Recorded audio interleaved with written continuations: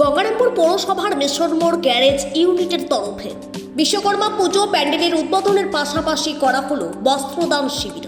উপস্থিত ছিলেন পৌরসভার চেয়ারম্যান সহ আরও অনেকে। গঙ্গারামপুর পৌরসভার 16 ও 17 নম্বর দুটি ওয়ার্ডের যুবকেরা তাদের গ্যারেজ তৈরি করে গাড়ি মেকানিকের কাজ করে থাকে। মঙ্গলবার রয়েছে বিশ্বকর্মা পুজো।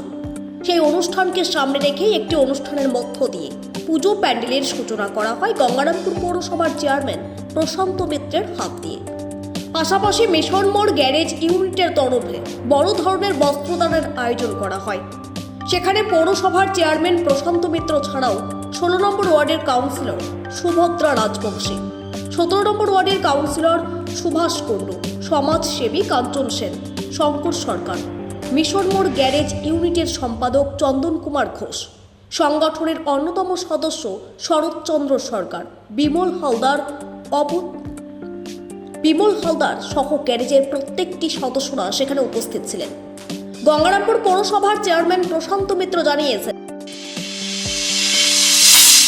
এসেছিলাম আমাদের 17 নম্বর 17 এবং 16 নিয়ে হচ্ছে আমাদের গ্যারেজ, যে সমস্ত গ্যারেজগুলো আছে সেই গ্যারেজ ইউনিয়নে যারা যুক্ত আছে তারা একটা অফিস ঘর, আজকে নতুন একটা অফিস ঘর তারা তৈরি করেছে। সেই অফিস ঘর উদ্বোধন করার জন্যই আমরা এসেছি। আমার সঙ্গে এসেছে আমাদের টাউন প্রেসিডেন্ট বিপ্লব সেন, কাঞ্চনদা, আমরা কাঞ্চনদা বলে থাকি। এবং তার সঙ্গে সঙ্গে আমাদের গঙ্গারামপুর ব্লক তৃণমূল কংগ্রেসের সভাপতি শঙ্কর সরকার তিনি এসছেন, এবং এই ওয়ার্ডের কাউন্সিলর সুভাষ কুণ্ডু তিনিও এসছেন, এবং পার্শ্ববর্তী যে আমাদের ওয়ার্ড 16 নম্বর ওয়ার্ড সেই ওয়ার্ডের আমাদের সুভদ্রা রাজবংশী তিনিও এসছেন।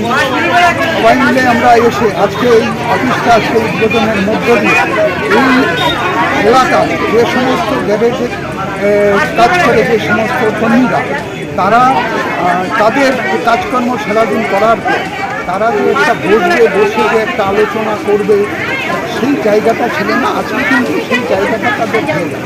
17 নম্বর ওয়ার্ডে একটা নতুন ইউনিয়ন অফিস হলো, মিশন মোড় গ্যারেজ ইউনিয়ন। মানে আগে কি ছিল? আগে ছিল না, এই প্রথম 2020 সালে হয়েছে। আর আমাদের যে পৌরসভার চেয়ারম্যান মাননীয় প্রশান্ত মিত্র মহোদয়, তার হাত ধরে উদ্বোধন হয়েছে। আপনার নাম? আমার নাম চন্দন কুমার ঘোষ। আপনি কোন দায়িত্বে আছেন? আমি সেক্রেটারি।